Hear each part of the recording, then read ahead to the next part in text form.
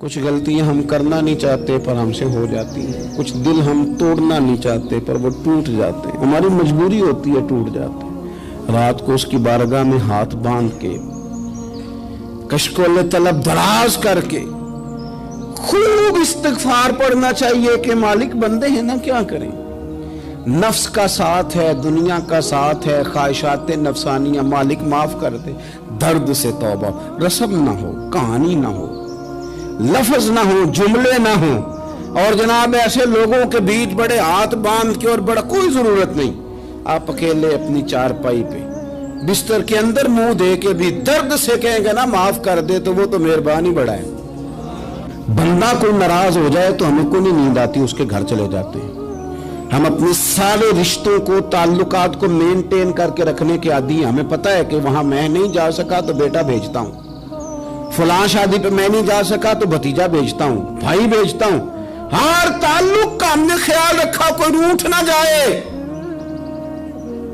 لیکن کمال ہے نا، یہ نہیں سوچا کہ اگر رب روٹھ گیا تو جب وہ روٹھ جائے نا تو سارے رشتے بھی بندے کے پاس موجود ہوں تو کوئی کرامت نہیں ہوتا، پھر کروڑوں روپیہ جیب میں ہوں تو ڈاکٹروں کی دوائیاں اثر نہیں کرتی۔ وہ روٹھ جائے تو پھر انسان اس طرح سے پھسلتا ہے کہ بڑے بڑے اس کے پاس دروازے ہوتے ہیں پر کسی جگہ اس کا ہاتھ نہیں لگتا۔ خدا را خیال کریں، دنیا روٹتی ہے تو روٹ جائے، رب رسول ناراض نہ ہونے پائیں، اس کا خیال کریں۔ حضور فرماتے ہیں مسکراتا ہے، اسے خوشی ہوتی ہے جب کوئی اس کا بندہ اس کی طرف رجوع کرتا ہے۔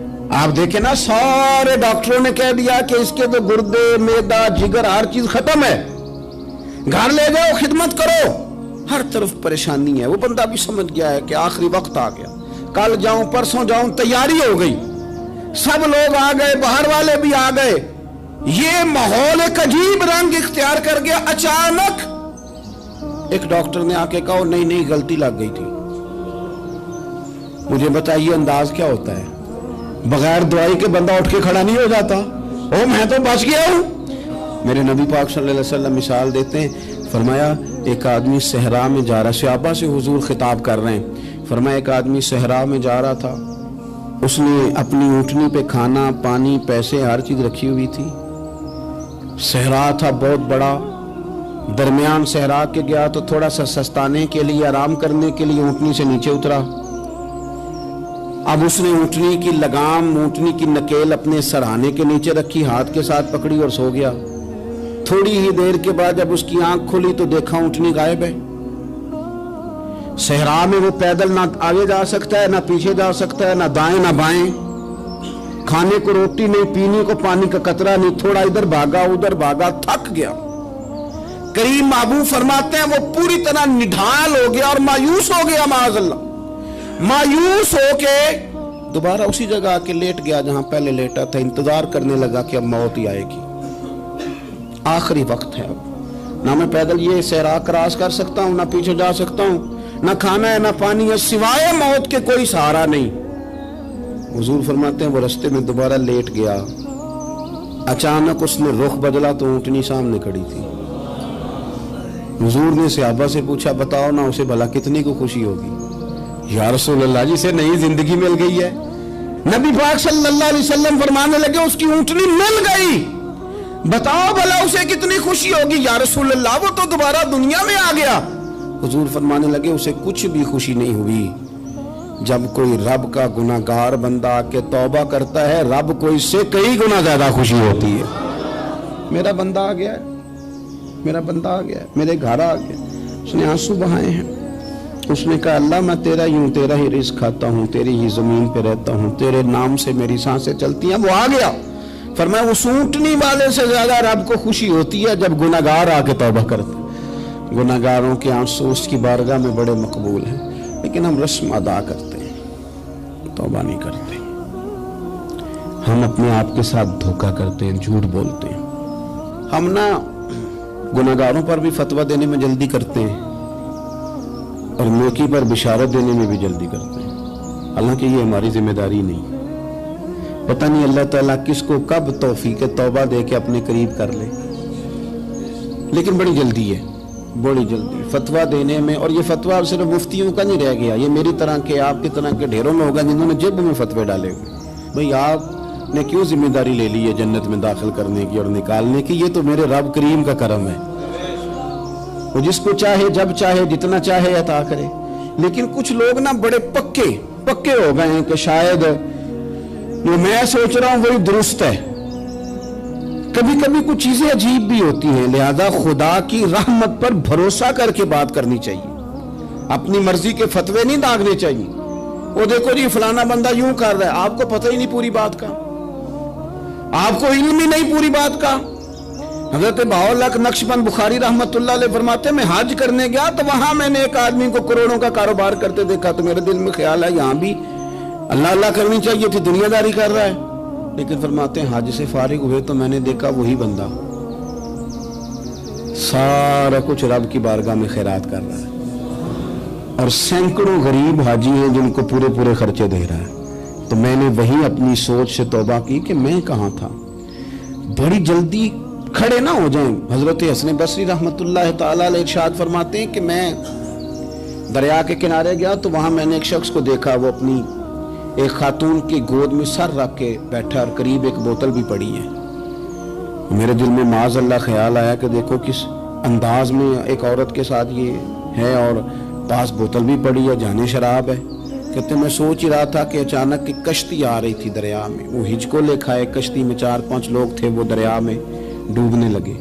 वो आदमी तेजी से उठा, दरिया में छलांग लगाई, पहले एक को निकाला, फिर दूसरा निकाला, फिर तीसरा निकाला, एक बंदा रह गया। कहने लगा हुजूर मुझे तो आपने गुनहगार समझा है, मैं तो बड़े गलत अंदाज में यहाँ बैठा हूँ, आपने जो सोचा चलेंगे चौथा बंदा आप निकालना है।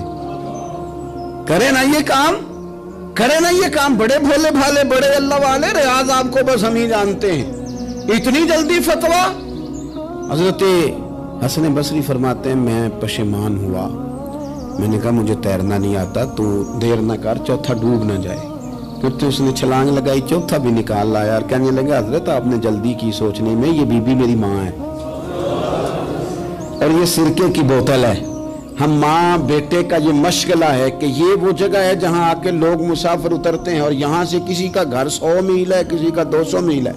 हम सुबह सिरका खजूरें रोटियां लेके यहाँ आते हैं, मुसाफिरों की नौकरी करते हैं, कोई परेशान हो तो मदद करते हैं। हजरत ख्वाजा हसन बसरी फरमाते हैं मैंने माफी मांगी, उनसे भी मांगी, रब से भी मांगी। उन्होंने मांग ली ना, बुजुर्ग थे, पर हमको नहीं तैयार मांगने को। हम हर वक्त बदगुमानियां, वो फलाना फलाने जुर्म करता था, मैं उसे अब कैसे नेक मान लूं? भाई अब वो नमाजी है, खुदा के घर आता जाता है, अब अल्लाह की बारगाह में हाजिर होता है। जब रब ने माफ कर दिया तू भी सोच बदल जा। सुने हुजूर क्या फरमाते हैं।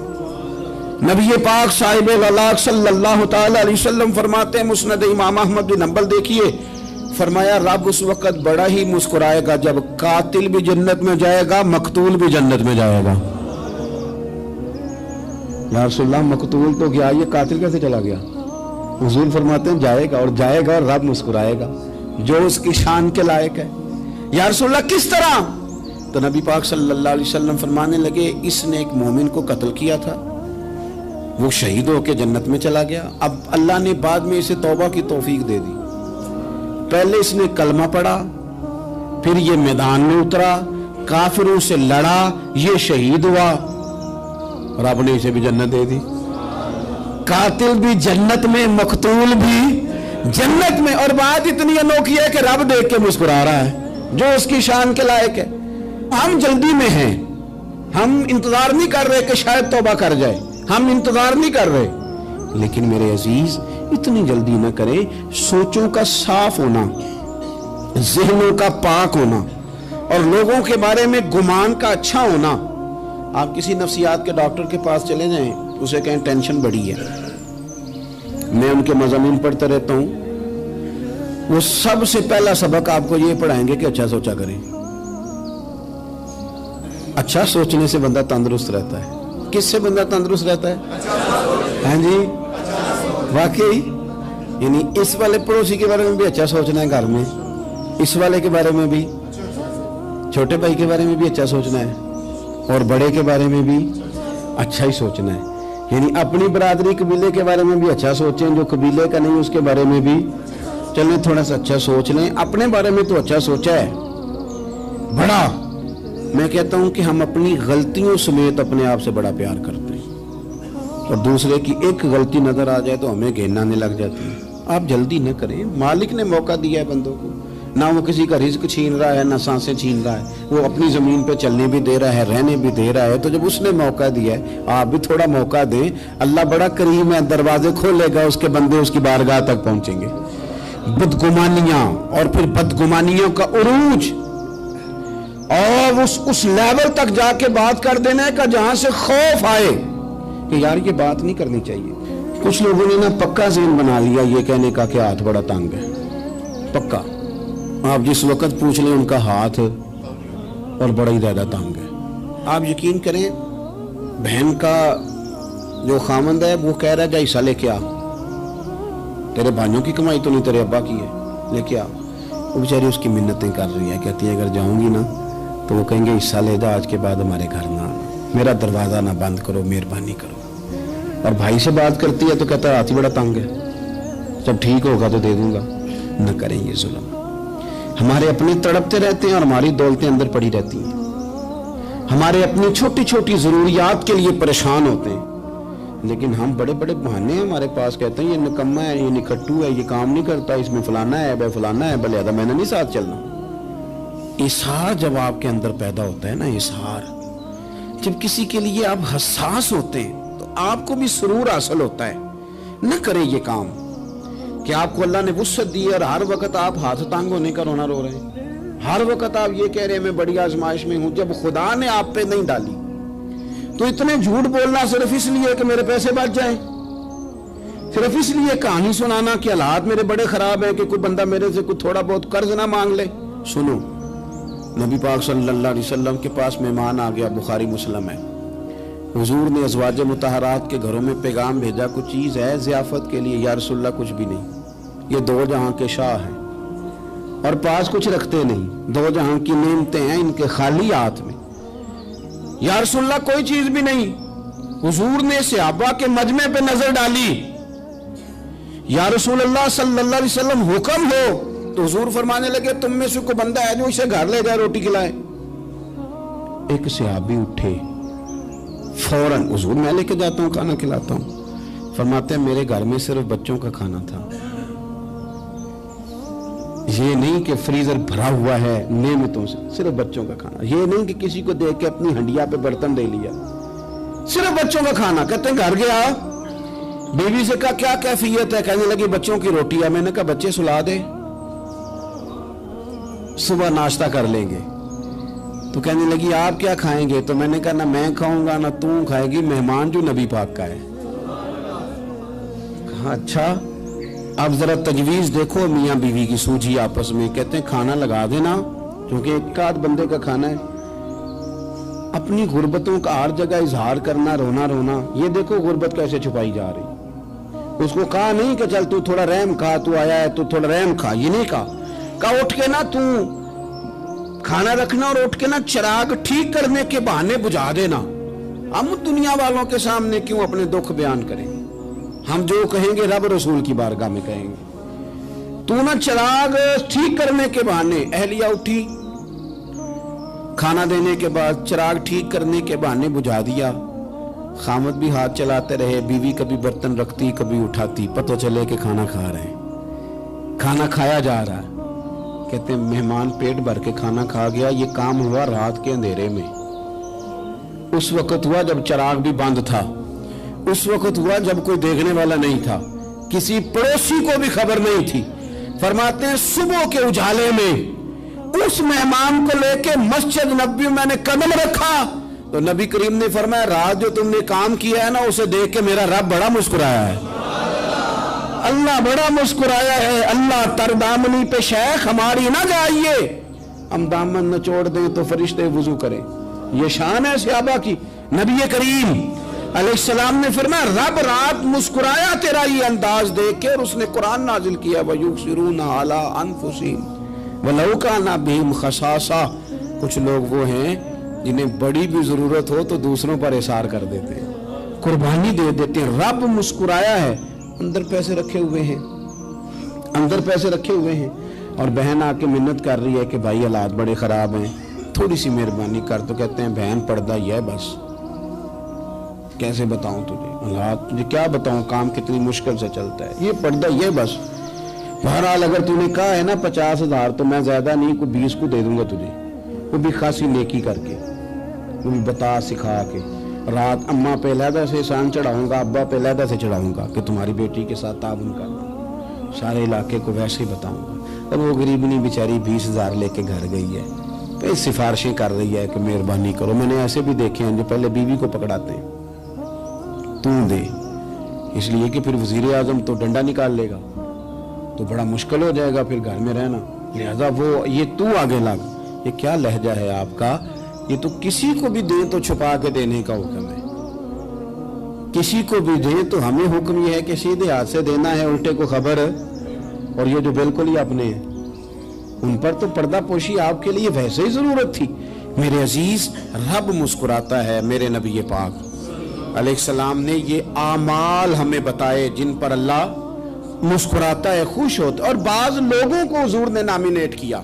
हज़रत साद बिन मुआज़ रज़ी अल्लाह ताला अन्हु अजीम सहाबी थे। ये वो खूबसूरत सहाबियां जिनके जनाजे को कंधा मेरे नबी पाक ने अता फरमाया, हुजूर ने कंधा अता फरमाया।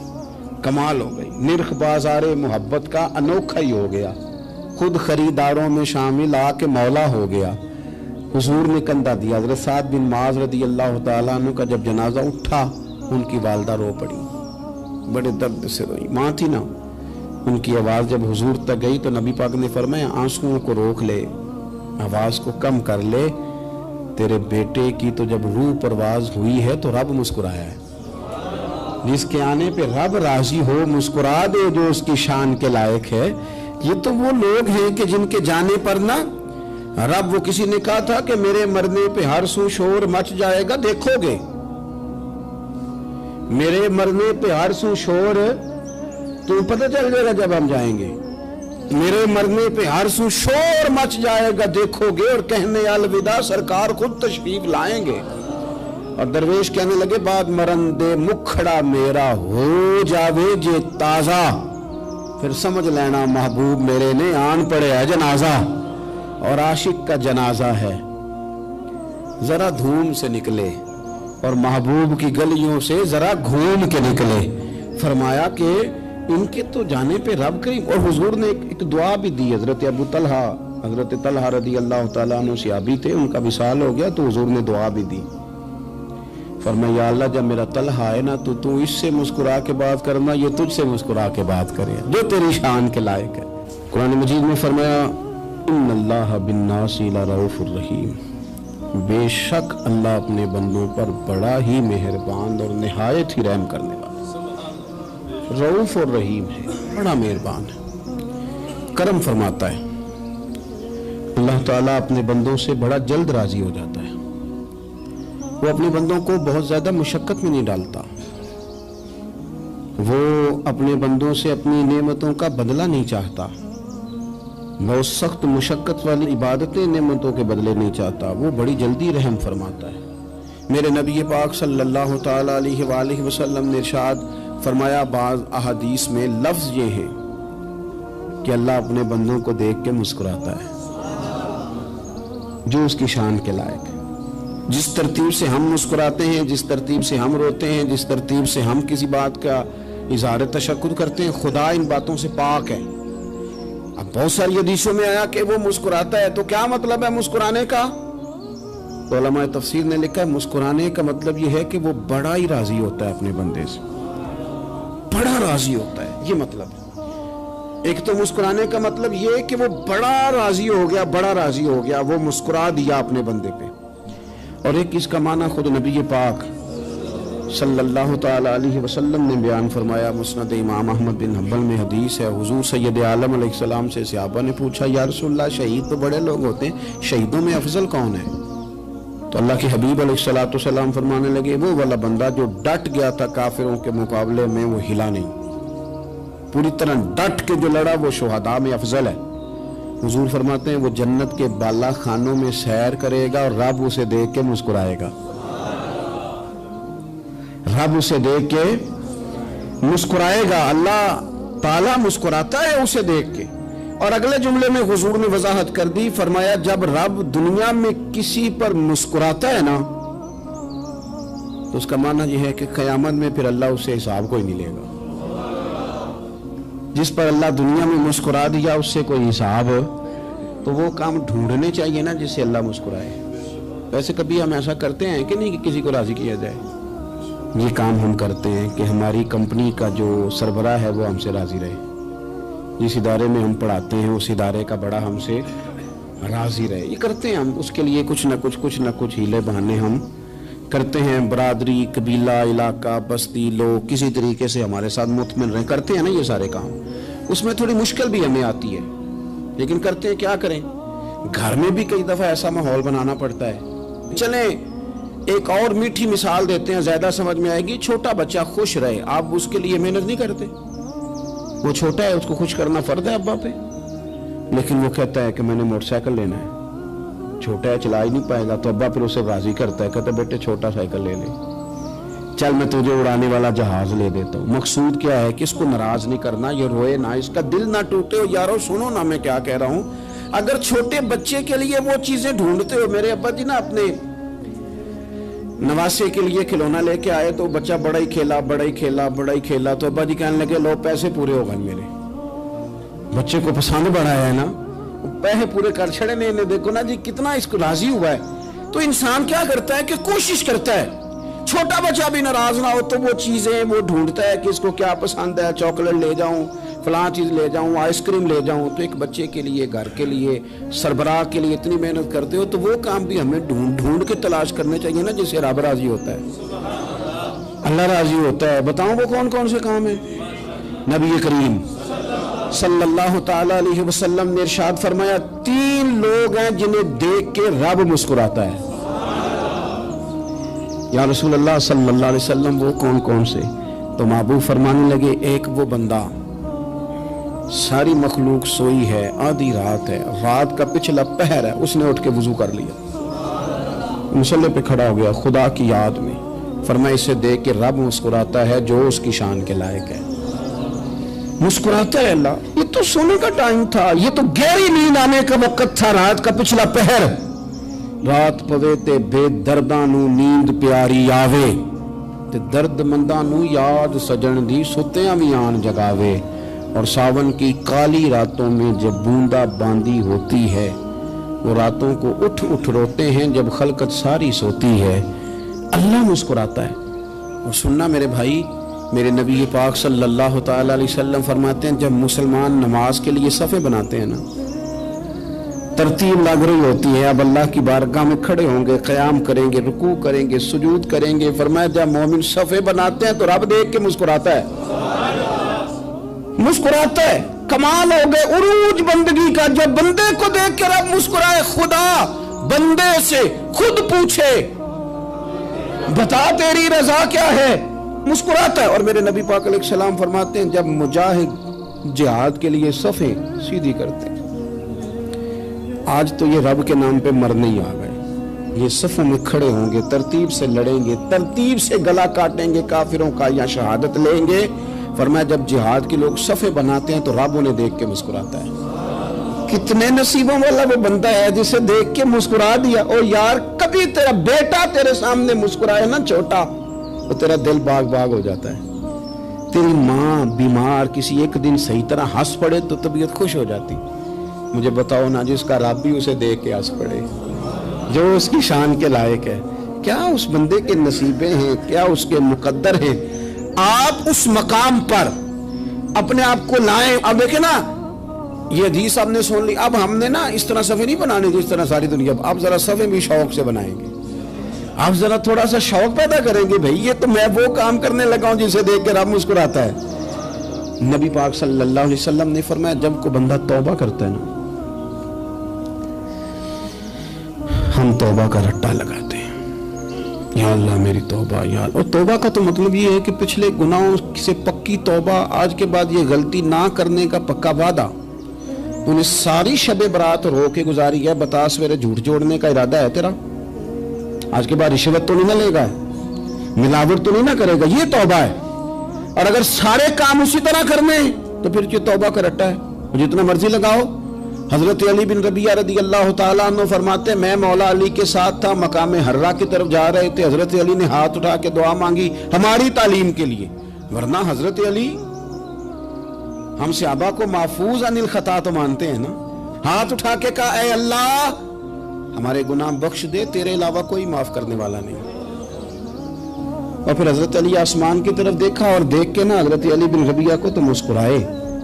हजरत अली बिन रबिया कहने लगे, हुजूर मुस्कुराए क्यों हो? फरमाने लगे, एक दिन मैं हुजूर के साथ इसी तरह आया था, इसी तरह हुजूर ने दुआ फरमाई थी हमारी तालीम के लिए, और फिर हुजूर मुझे देख के मुस्कुराए थे और फरमाया, जब कोई बंदा रब की बारगाह में इस तरह इस्तिगफार करता है तो रब मुस्कुराता है और मुस्कुरा के फरमाता, देख लो मेरे बंदों को पता है कि मेरे अलावा माफ करने वाला कोई नहीं, इन्हें पता है, तुम उसकी बारगाह में रुजू तो लाओ, आओ तो सही दो आंसू लेकर। इकबाल कहते हैं कि असीर दुश्मन की चाह में भी, मुखालिफों की निगाह में भी, अमी है, सादिक है, मोतबर है, मेरा पैगंबर अजीम तर है। नबी पाक सल्लल्लाहु अलैहि वसल्लम तशरीफ लाए, उन्होंने कहा जी आप जो फैसला भी करें कबूल है, आप बता दें कौन सा कबीला हजर अस्वद उठा के, बाकी खाना काबा की तामीर मुकम्मल होगी, हजर अस्वद कौन सा कबीला लगाए, पहले तय कर लिया था जो हुजूर फैसला करेंगे सबको कबूल होगा। अब अगर हुजूर एक के हक में फैसला कर देते तो तैयार थे ना बाकी कबूल कर दी।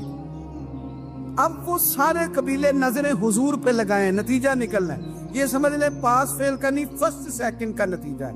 किसको शहादत मिलती? ई शहादत बजोरे बाजू नेज किसको मिलती है? कुर्बान जाऊं हुजूर की हिकमत पर, नबी पाक के तदब्बर पर। अब एक को भी अगर हुजूर कहते तो लगा दे तो बाकी वादा कर चुके थे मानेंगे, पर यार परेशानी तो होती है ना कि हम सेकंड आ गए, थर्ड आ गए। अब ये सब चाह रहे थे शहादत लेना, तो रसूल पाक ने ना चादर बिछाई, हजर अस्वद उठा के रखा, फरमाया लड़ो ना, सारे ये एक एक कोने से चादर पकड़ लो, कुर्बान जाए। सब ने उठा लिया और उठा के जगह ले आए जहाँ नस्ब करना था। हुजूर ने अपने दस्ते मुबारक से पकड़ा, वहां लगा दिया। अब कोई सब से पूछता ना किसने लगाया है, तो सब यही समझते थे हम नहीं लगाया है, और आखिरी फैसला ये था हम सब नहीं लगाया है। ये हिकमत है रसूल पाक की। तेरे आगे है यूं दबे लचे फुसा अरब के बड़े बड़े, कोई जाने मुंह में जुबान नहीं बल्कि जिस्म में जान नहीं। नबी पाक अलैहिस्सलाम ने फरमाया, जो नमाज तुम अपने घर के अंदर पढ़ोगे, एक नमाज का अल्लाह तुम्हें सवाब देगा, जमात के साथ पढ़ोगे तो 27 नमाजों का सवाब। लेकिन फरमाया वही नमाज अगर तुम मेरी मस्जिद नबी में आके पढ़ोगे तो अल्लाह 50,000 नमाजों का सवाब अता करेगा, 50,000 नमाजों का। और मदीने वाले हबीब फरमाने लगे, वही नमाज अगर तुमने बैतुल्लाह में आके पढ़ी तो नमाज एक होगी, लेकिन रब तुम्हें 1,00,000 नमाज का सवाब अता फरमाए। अब ये फजीलत हुजूर ने बयान की, फजीलत देखें, अल्लाह ताला की रहमतें हर जगह बरसती, यहाँ कब बरसेंगी हमें कोई पता नहीं, तकरीर के वक़्त, खुतबे के वक़्त, नमाज के वक़्त, दुआ कब बरसेंगी नहीं पता। लेकिन खानाए काबा का जो मामला है और वहाँ जो रहमत का मामला है, मुल्ला रूमी फरमाते हैं कि खुदा की रहमत अगर तुझे इतनी मिल जाए ना, कतरे के बराबर भी, तो समझ ले तेरी दुनिया भी बन गई और तेरी आखिरत भी बन गई। अब मेरे नबी पाक अलैहिस्सलाम की हदीस सुने, हुजूर फरमाते हैं रोजाना बैतुल्लाह शरीफ पर अल्लाह की 120 रहमतों का नज़ूल होता है। या रसूलल्लाह किस वक़्त होता है? फजर के वक़्त, जोर के वक़्त, असर के वक़्त, तवाफ के वक़्त, नमाज के वक़्त, कब? तो हुजूर ने तय करके बताया। फरमाया 120 रहमतें अल्लाह खाना काबा पे नाजिल फरमाते हैं। या रसूलल्लाह कब? फरमाया 60 रहमतें तो उन पे बरसती हैं जो बैतुल्लाह का तवाफ करते, और फरमाया 40 रहमतें उस पर बरसती हैं जो हरम शरीफ में नमाज पढ़ता है। और हुजूर फरमाते हैं कुछ भी ना करे, बस बैठ के काबे की ज़ियारत ही करता रहे, 20 रहमतें तो अल्लाह उसे भी अता फरमा दे। कितनी मुकद्दस जगह है, वहाँ जाने का ज़ौक़, वहाँ जाने की तड़प, वहाँ जाने का शौक़, ان لوگوں سے تھوڑا سا شکوہ ہے جو کہتے ہیں جی میں نے جی بڑی راج راج کے زیارت کر لی ہے، بس راج گئے، ختم ہو گئی بات۔ سنو، نبی پاک علیہ السلام نے 53 سال حیات ظاہرہ کے وہاں گزارے، 53 سال، لیکن جناب صدیق اکبر رضی اللہ تعالیٰ عنہ فرماتے ہیں قربان جاؤں، جس رات میرے کریم محبوب علیہ السلام ہجرت کی رات مکہ مکرمہ سے نکل رہے تھے تو حضور پلٹ پلٹ کے بیت اللہ کو دیکھتے، حضور پلٹ پلٹ کے دیکھتے تھے، اور پھر میرے محبوب کریم علیہ السلام نے پلٹ کے کعبے کی طرف دیکھ کے فرمایا بیت اللہ تو مجھے بڑا ہی پیارا ہے، تو مجھے بڑا ہی پیارا ہے، اے شہر مکہ تو مجھے بڑا ہی پیارا ہے۔ فرمایا اگر میری قوم مجھے پریشان نہ کرتی میں تجھے کبھی چھوڑ کے نہ جاتا۔ 53 سال رہنے کے باوجود بھی حضور کا بیت اللہ سے پیار، نبی پاک کی اس شہر کے ساتھ وابستگی، وہ دلچسپی، وہ ذوق، وہ شوق، وہ کیفیات، کیوں مان پڑتے جا رہے ہیں ہمارے جذبے؟ ہمارے سیاست کی باتیں روز ہونے لگی ہیں، بحثوں کی باتیں روز ہوتی، لیکن اپنا عشق مضبوط کرنے کی بات، آپ یقین کریں یہ جو عشق ہوتا ہے یہ بندے کو آزاد کر دیتا ہے، یہ بندے کو عشق آزاد کر دیتا ہے۔ اعلیٰ حضرت فرماتے ہیں اے عشق تیرے صدقے جلنے سے چھٹے سستے، جو آگ بجھا دے گی وہ آگ لگائی ہے۔ اور علامہ اقبال کہنے لگے، اقبال سمجھاتے ہیں، وہ کہتے ہیں بجھی عشق کی آگ اندھیر ہے، اب مسلمان نہیں اب خاک کا ڈھیر ہے۔ کہتے ہیں بغیر عشق کے نا کوئی کام بھی، نماز بھی بغیر عشق کے پڑھی جاتی ہے تو کوئی مزہ ہی نہیں دیتی، بندے کہتے ہیں دل ہی نہیں لگتا، پیری مریدی ہے بغیر عشق کے ایسی رسم ہی ہے، ٹھیک ہے گزارا چل رہا ہے، قرآن شریف کی تلاوت ہے تو بغیر عشق کے کیسے کیفیات چلیں گی؟ اللہ رسول کے ساتھ پیار ہے تو کوئی دلچسپی نہیں، کوئی شوق نہیں، کوئی کیفیت۔ آپ یقین کریں کچھ بندوں پہ بندے کو تڑپ آ جاتی ہے، شوق آ جاتا ہے، یار یہ اس کو کیسے نکالیں، یہ کس طرح کا پیار کرتے ہیں، آ کے بیٹھا رہتا ہے، چپ کر کے بیٹھا رہتا ہے، کہتا ہے جی کوئی کام نہیں بس 10 منٹ ملنا ہے، بندے کو اس بندے پر ویسے ہی پیار آ جاتا ہے۔ کچھ ایسے سنگی ہوتے ہیں جو آستانوں پہ 10 چکر لگا کے آتے، شکوہ نہیں کرتے کہ میں 100 دفعہ بھی آیا ہوں فلانے حضرت ملے نہیں، وہ وارفتگی ہے، وہ شوق ہے ہمارا۔ جب تک اللہ رسول کے ساتھ رشتہ عشق کا تھا، پیار کا تھا، ذوق کا تھا، درد کا تھا، خلوص کا تھا، آپ یقین کریں طبیعتیں جمی ہوئی تھی۔ نبی پاک نے نا ہمیں تکلیف میں رہ کے پیار کرنے کا درس دیا۔ بخاری مسلم میں حدیث ہے، حضور اپنے مدینے کی شان بیان کرنے لگے، حضور فرمانے لگے، محبوب فرماتے ہیں یمن فتح ہوگا تو وہاں کھیت اچھے ہوں گے، کھلیان اچھے ہوں گے، کاروبار اچھے ہوں گے، تو کچھ لوگ مدینے والے وہاں جا کے رہنے لگ جائیں گے، آباد ہو جائیں گے، لیکن حضور فرماتے المدینہ تو خیر لہم لو کانوا یعلمون۔ بات کو سمجھنا، فرمایا کہ وہاں کھیت کھلیان اچھے ہیں، ان کا کاروبار وہاں زیادہ چلے گا، لیکن رسول کریم نے فرمایا مدینہ ہی ان کے لیے بہتر تھا، کاش وہ اس بات کو جان لیتے۔ فرمایا پھر عراق فتح ہوگا تو وہاں بھی کچھ لوگ چلے جائیں گے، کاروبار ان کا اچھا چل جائے گا، وہاں رہنے لگیں گے، لیکن فرمایا المدینہ تو خیر لہم لو کانوا یعلمون، فرمایا مدینہ ہی ان کے لیے بہتر تھا، کاش وہ سمجھ لیتے۔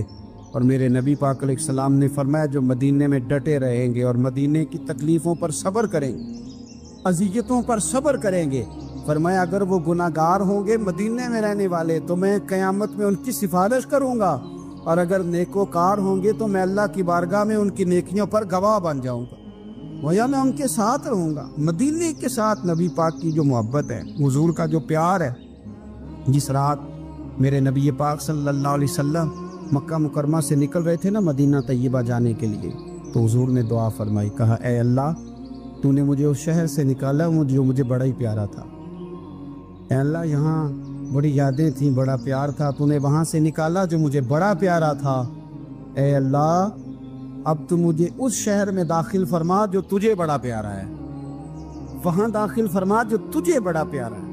مدینہ طیبہ کے لیے نبی پاک نے دعا فرمائی، کہا اے اللہ تیرے نبی ابراہیم علیہ السلام نے مکے کے لیے دعا کی تھی، میں مدینے کے لیے دعا کر، اللہ مدینے میں دگنی برکت عطا فرما۔